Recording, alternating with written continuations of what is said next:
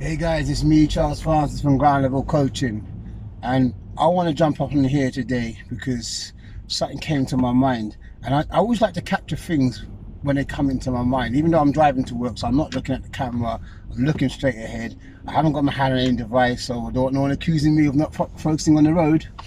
But anyway, so I've always been talking about how to use the mind, to empower the mind, how to take control of our minds, and that way we can better our lives because we're no longer chasing things. We know that happiness first starts with how we think, and then by managing our thoughts, we can then pursue the things we want in life with less pressure and with less focus on the end result, as opposed to our own personal growth during the process of acquiring these things in life. So it's not the things that make us happy, it's finding that happiness within by managing our thoughts, what we think about, what we focus on, and then controlling our actions based on our thoughts, and not just doing it haphazardly but doing it on a consistent basis, checking in. It's always good to every now and again to stop and check in. What am I thinking about? What's going in my mind at the moment? What am I allowing to absorb in my mind at the moment? What do I need to take out, change, delete, and so forth? So that's what I've really been passionate about. My focus on managing our mind and our thoughts. You always hear me say, like Joseph McClendon said, as you think, so you feel. As you feel, so you do. As you do, so you have. And I really, truly believe in this concept.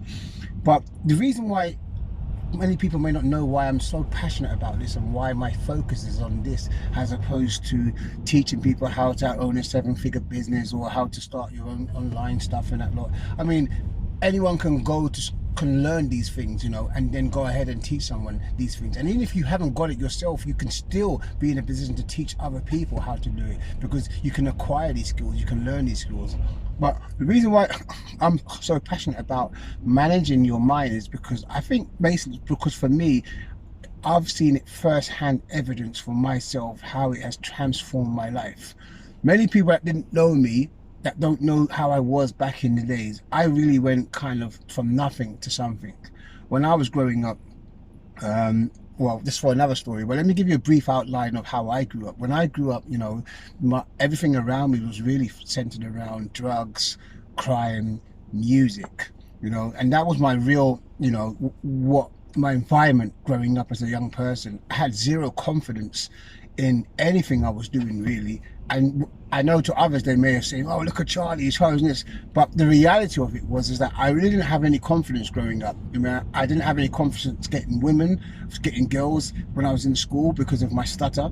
Growing up with an extreme stutter, I was like, didn't really want to talk to people, so I didn't have a confidence in that area. I didn't have confidence in getting a job or anything because I just didn't think I grew up in that way. I felt that my life wasn't destined for that because I'd never seen that. Obviously, we came from a very poor family, so we didn't really. I didn't believe that could ever be my reality. So I never pursued anything like that. So really, I kind of hooked on to what was around me at that time. And obviously, a lot of people of my generation growing up in the States, they know what was going on in the States. It was mostly around drugs and crime and so forth. So really, that was what I hooked on to. And that was where I got my sense of worth, self-worth, selling drugs and that lot. I felt, that was where I peaked. That was where I felt I was at my element, so to speak. But it wasn't a positive way, and I really didn't know any other way.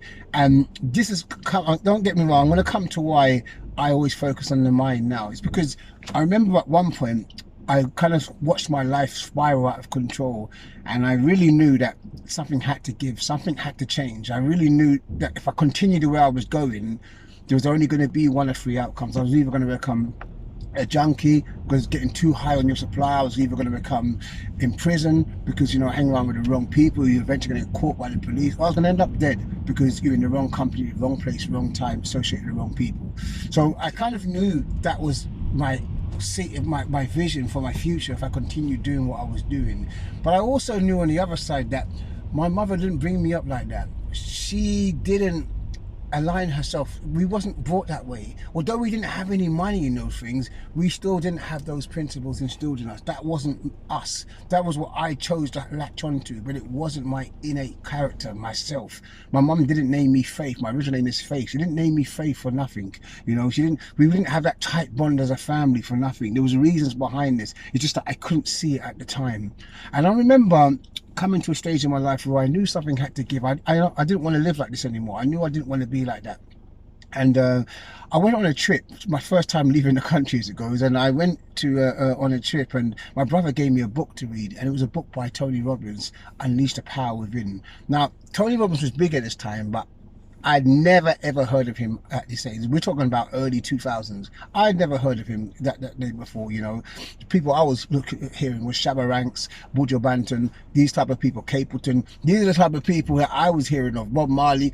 I never heard of anything to do with Tony Robbins. And to be honest, I didn't really care either. But anyway, he gave me this book to read. And it was at the time where I believed in my life something had to give, but I didn't know what or how to change it. And I read this book from page to page, to beginning to the end. And it kind of made me open my eyes a lot to see that, wow, you know what? I didn't know we had so much power over our thoughts. I didn't even know that I could even control my thoughts. I didn't even know about even thinking about my thoughts. I wasn't even, that was the last thing on my mind, about even contemplating my thoughts. So I read this book, and after reading it and coming back from that trip, and also seeing how other people live around the world, and I just said to myself, you know what, there's so much more out there for me. I need to change. And I still didn't know how it was going to happen or what was going to happen. And I remember I got a call from one of the representatives. All of a sudden, out of the blue, apparently Tony Robbins was doing Unleash Your Power in London. It was one of his first ones.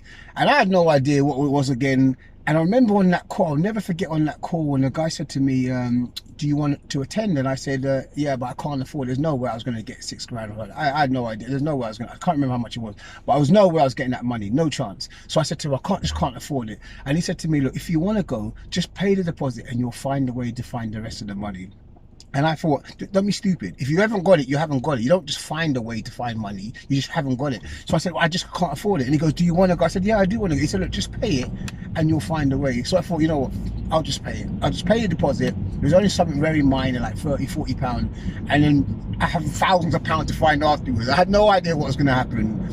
I still don't know up until this day how it happened, but all I do know is I ended up finding myself there. For some way or the other, I think he enabled me to pay installments and then further installments. But whatever happened, I ended up finding myself going on Unleash the Power. And I remember in this hall, there was thousands of people waiting to go in. And I was just like a needle in a haystack. I was just like a lost sheep. I was looking around and seeing how all these people, what's going on here, man? And then when we went into the hall and the music started and everyone was jumping and screaming, and it just put me on a different level. I was like, I was looking around and really absorbing it like a sponge. And I remember came in the middle of the session when he started talking about how we can empower our minds, and you know, when he started talking about personal development, because I hadn't explored personal development by then. Now when he started talking about that, and I remember looking around, and it was really emotional for me. It was really emotional time, because I looked around and I didn't see any black people. I looked in the audience and I could probably count how many black people I saw, and this is thousands of people, you know, thousands, not 1,000, thousands, and I could only see it like a few black people, and it really brought a tear to my eye, because the impact it had on me made me realize that we haven't got this. Where is this material been for us? What would have happened if I had got that years ago, this material? How different would my life have been? I had to go through all of this, what I went through, just to be exposed to this material now. And I'm looking at it and I'm thinking to myself, my friends, the people, my peers, we don't got this information. And we're so good at what we do, but we just do the wrong things. But we excel in what we do, but we're excelling in the wrong things. If we had this information, what we would excel at would be totally different. And it really got me emotional, because I thought to myself, this is what we need more now than ever. My life is crap, and this is what I need. It's not just my life, it's many of my people's lives. We need this information, this material. And I still didn't really understand the concept of what was going on, but all I knew is that we need this environment, we need this to push us out of where we were. So I continued and I put my head down into personal development 100%, really discovering about the mind, how we think, philosophy, our attitude, our habits. I went down 100% and I transformed my life. I literally transformed where I was then to where I am now. And I still really didn't, you know, sometimes when you're doing something and you're on a roll, but it's the, what's the word I'm trying to use? You know, when it still hasn't clicked, something still hasn't really clicked in place. And it wasn't really up until a few years ago, something clicked in place. And that's something, for me, that clicked. Because I remember I was going to seminar after seminar, reading book after book, attending workshop after workshop, and they were all saying the same thing. And I was like, hold on, these guys are all saying the same thing, but how comes it's not transferring into my life? You know, why am I listening to the same thing all the time, but nothing ain't changing for me? So then I decided to start doing the exercises in the books and really applying and doing the work, like cutting down myself, doing the work, doing the workshops, answering the questions, writing the journals. And that did a major empowerment to me. It done major difference, the world of difference in my absorption of what I was learning. But it still hadn't, the penny still hadn't dropped. The penny still hadn't dropped. And I tell you, a few years ago when the penny dropped, and the penny dropped when I realized, hey man, it is all about me managing my thoughts. It is all about me managing how I think. Because when I studied NLP and all this mind stuff, and I realized that we only see the world through our eyes. It doesn't matter what goes on and what people do and don't do. You're only going to see it through the perimeters of how you see it through your eyes. And your eyes, the meaning you give things through your eyes, the interpretation you give things, the understanding you give to things through your eyes comes from how you think. It comes from your mind, how you think. And we don't have absolute control over how we think, because in a sense where we're influenced by many things that go on around us. We're influenced by the things that come in our way, that we allow to inflict on our mind and absorb through our mind. We're influenced by these things. But being influenced doesn't mean that it has ultimate control over the end result.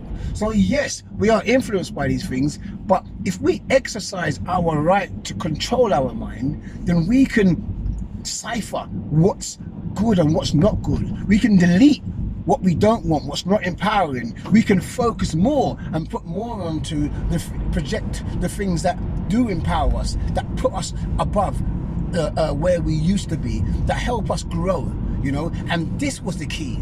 This was the key. The key was not just allowing my mind just to go and think for itself, but directing my mind so it is directly in focus with what I want to achieve in life. And that was the penny when it dropped. And when I realized that, I realized there was no stopping me. There was no stopping me, because I am the one who decides what I want to think about. I am the one who decides what I want to put in the forefront of my thoughts and my mind to make me have a fantastic day, a fantastic week, month, year, and shape the life I want to live. So guys, this is why I'm so passionate about you managing your thoughts. As you think, so you will feel, and as you feel, it will determine what you will do, and what you do gives you the results in your life. Guys, stay blessed, stay beautiful. I know I went on a little rant there, but it wasn't just a rant for the rant's sake. It was a rant for you to understand the significance of managing your thoughts, and why this is what I am all about, and this is my brand of why I want to the message I want to get to people that listen to me. Guys, stay blessed, stay beautiful. This world is amazing. It's absolutely amazing. Every day you wake up, your heart beats. Say thank you, I'm alive. Call your best friend, your neighbor, your partner, whatever. If she's alive, thank you, they're alive as well. This world is beautiful. You guys are beautiful. Stay blessed, stay beautiful. I'm out. Peace.